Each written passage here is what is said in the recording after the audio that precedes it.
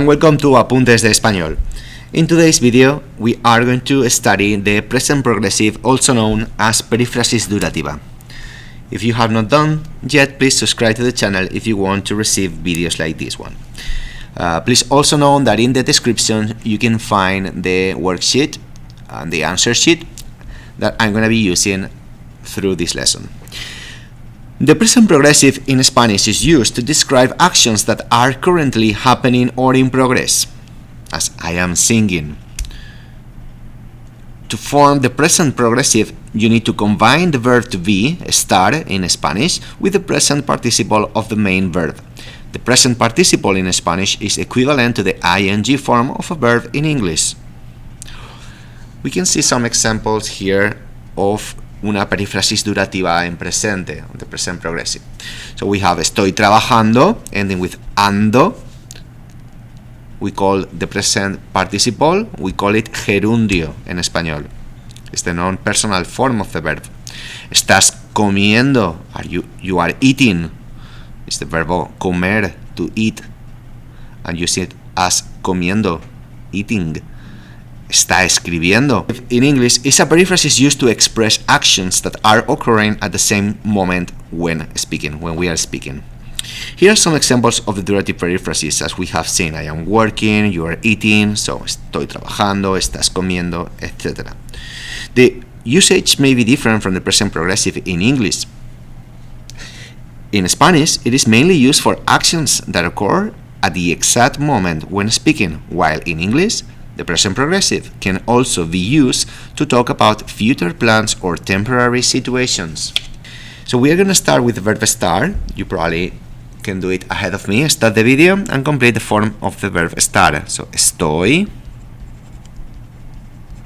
estás, está, estamos, estáis, and están.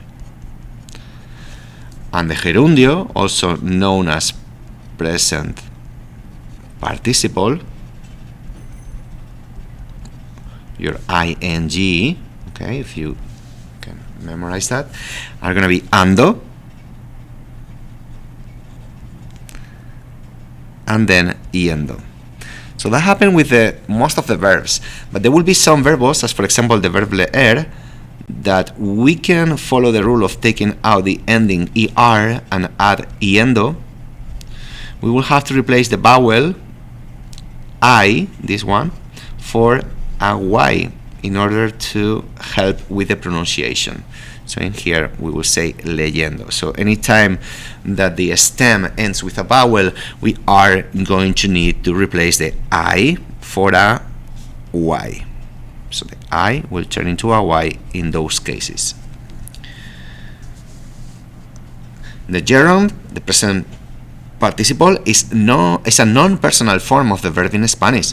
Non-personal forms are those that do not express time, mode, number, or person.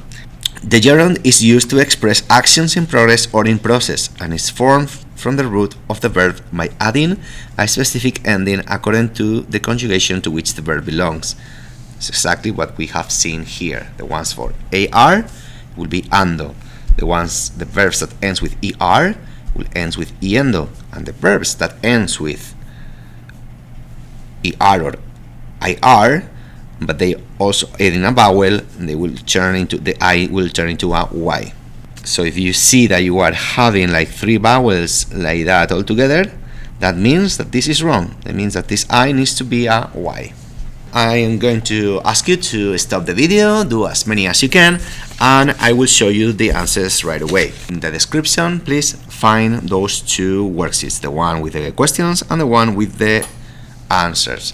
Please notice how in this one the verb to read, I am reading, the stem will be le, but if it ends with a vowel, we will have to change the I to a Y. Therefore, yendo would be the present participle. Now, when we study the present participle, there's something that we need to be aware of: the irregular verbs. Some verbs don't follow the normal rule of forming the gerund by simply adding yendo to the verb root. Instead, these verbs have a vowel change in the verb when forming the gerund. This is due to certain irregularities in the evolution of the Spanish language over time. Verbs that have this vowel change and belong to the third conjugation IR have a change in the root.